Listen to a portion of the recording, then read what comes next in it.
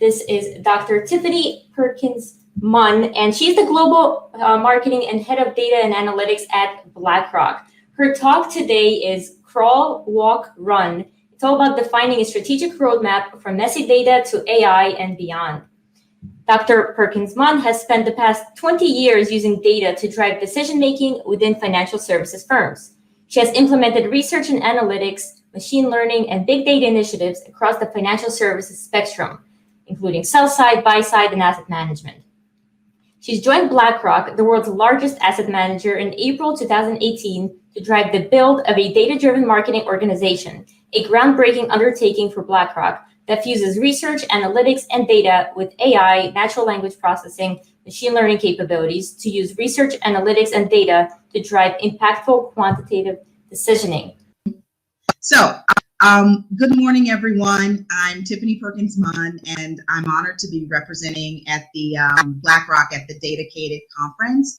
And thank you, Kate, for having me. I'm excited to hear all of the incredible DATAcated presentations. By way of introduction, I am a managing director at BlackRock, and I lead the global marketing RAD team, which is a firm-wide center of excellence dedicated to advancing the firm's strategic growth priorities using research, analytics, and data. And for over 20 years, I've been using data to drive decision-making in the financial services industry, including firms like Morgan Stanley, Merrill Lynch, Citadel, JP Morgan, et cetera. Today, though, I'll be speaking about some of the work that we're doing at BlackRock in using data science and analytics to understand our clients and drive data-driven decision-making. So, like many of you, we work at a large and complex organization that has many different moving parts, comprised of various businesses, products, regions, and historically, these different parts often worked in isolation from each other. I know that sounds familiar. Our team was formed a few years ago to foster greater collaboration and sharing of best practices across the firm, especially from like a research, analytics, and data perspective, so that our clients could actually have a more connected experience across all of their touch points with us. And data science plays a major role in that transformation. And in order for that transformation to be effective, we need to not only stitch together all of our data so that we can find the most compelling insights, but we need to take those insights to our stakeholders across the firm who have varying, levels of quantitative and technical sophistication. And we need to use that to drive marketing, product, and business strategy. So in this journey, we've experimented with dozens of different tools, technologies, and analytic techniques. And today I wanted to talk you through a few examples, however many I have time for, of data-driven insights that have really resonated with our stakeholders. And perhaps you can apply to your business problems as well. So if I think about the milestones towards being more data-driven, we start with companies that are asking data, what's that? And it's really about educating stakeholders, evangelizing the importance of data, starting to collect information. And then on level 2, you have a lot of data, but now the question is, what do you do with it? So you start cleaning it, you start stitching it together, you start collecting more data to really build and enhance your stories. Then you get to level 3, where you have some insights, but you really need to understand how different variables and metrics work together, and you might start doing different types of statistical analyses. Level 4 is where you have clean data and you have well-defined outcome variables. But now you need to build models and to try to productionalize them, which is where machine learning comes in. And then level 5 is when you really have moved into an advanced AI landscape, where you have the models. Now you need a consistently running machine that's self-directing and sort of auto-optimizing all of the work that you're doing. Now, in most data science settings, we spend most of our time talking about what happens at levels 4 and 5. Yet the paradox, and as many of you probably understand, is that we know that 80% of all data science is data cleaning. So we spend 80% of our time at level 2, and we found that 80% of the impact, at least in the early stages of an organization, comes from level 3. So I'm going to try to focus somewhere between 2 and 3 and 4 today, depending upon how much I get through. So if you think about alignment on this next slide, this example is from level 2. And this is an example from a situation we experienced a few months ago. One of our clients came to us and said that they were getting too many emails from asset managers. We decided to take a look at our data to make sure we weren't part of the problem. And what we ended up building is what you see here, which is what we call the client 360-degree view. And it shows us for any given organization, in this case, the 4-City Retirement Association, what at one quick glance, it's a snapshot of all of their interactions with us across the firm.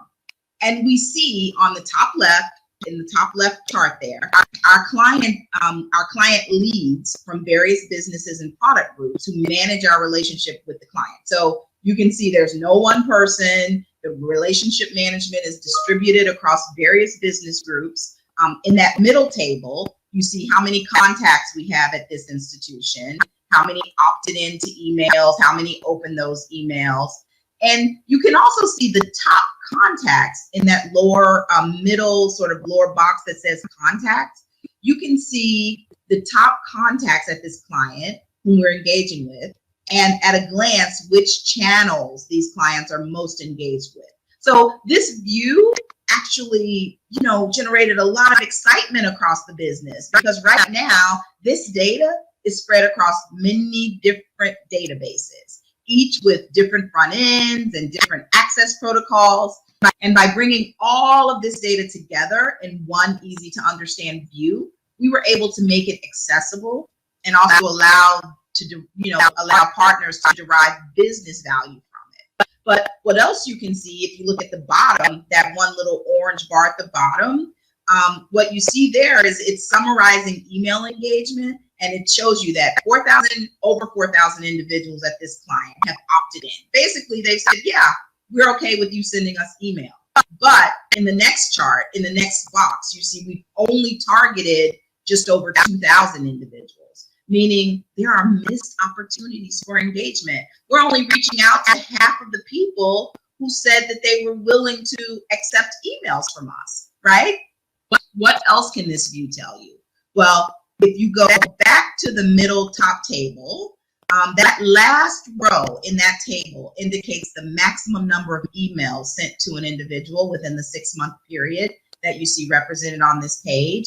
That number is 238. I mean, wow, no wonder clients complain and aren't responsive to engagement tactics. If they are getting that many emails from each of their partners, they really don't have enough time to respond. Now, understanding engagement with our clients is great, obviously, but we should also identify key outcome metrics. And there are several outcome metrics that we like to use. I just wanted to plug this one, Net Promoter Score, a little bit of background for those who may be less familiar. And Net Promoter Score is used as a strategic management tool, basically for assessing clients' likelihood to recommend you, right? It's also an indicator of advocacy. So not only will they recommend you to others, but they will advocate on your behalf. It was introduced by Fred Reichelt in his 2003 Harvard Business Review article, and it's one of the key management metrics across the industry. And this metric is important. So the score ranges from -100 to +100. Anything over 100 is good. Anything over 0 is good. Anything 70 above is considered world-class. Negative is obviously not good. But it's important because what we've learned is that it's indicative of an important stickiness factor, like the depth of client relationships. So the more a firm interacts with the client across multiple channels, the more likely that client is to recommend and ultimately advocate for the firm. So the bar chart that you see here shows that if you are interacting with clients on one channel, they're not that engaged and much less likely to recommend you. Whereas when you're interacting with them across 5 channels, not only do they have a world-class NPS score, which means that they are likely to recommend us, but they are also out there advocating for us, right? They're becoming evangelists and ambassadors of sorts, which is great. Now, this next example that I'll show you is firmly in level 3, I'd say. And it's about using data to understand behavior and drive decisions. So we're pulling together a myriad of different data elements and analyses into a comprehensive view for ease of use. But we also want to help guide partners on what specifically they should focus on for resource, talent, and budget allocations, right? We only have limited budget. We want to use that efficiently and effectively as possible. Sorry, let me get to the slide. We want to use that efficiently and as effectively as possible, where we're going to get the most return on our investment. So one technique that we use is illustrated on this page. It's called a key driver analysis. And it tells you the relative importance of certain variables on your outcome. And there are different ways that you can do it, different types of regressions that you can use. You have to use the one that makes the most sense. But most importantly, its relative ease of use of computation and rich history make it the go-to procedure or one of them for identifying key drivers. So with an analysis like this, you can start to prioritize what to focus on. And the great thing, and this is like a real example, the great thing about this is that it's so visual, right? So often people have a hard time explaining something, even as basic as regression. And what the key driver quad does is that it makes the output super visual and insightful and immediately actionable. So the things that you are doing well on that are important to clients are in the top right. The things that you are doing well on or not doing well on, but also are important to clients in the top left. So right then you have, here are a group of activities that we should keep doing, and here are a group of activities that we need to focus on because they are important, but we're clearly not doing well on them. So just to wrap up really quickly on the final slide, I think I'll skip a couple of them here. I'll go here.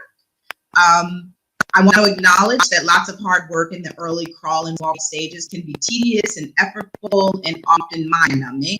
And instead of viewing these levels as being rigidly sequenced, it can help to approach them in parallel as well, right? So we're crawling, we're walking for the most part where we can and should. We should be running and flying in parallel, right, in strategic use cases to keep the organization inspired and to keep up the momentum. But this is a necessary corollary to doing the hard work of cleaning the data and stitching it together and ensuring that not only do we always get to see the light at the end of the tunnel, but that we get to experience slivers of light on a daily basis. Thank you so much.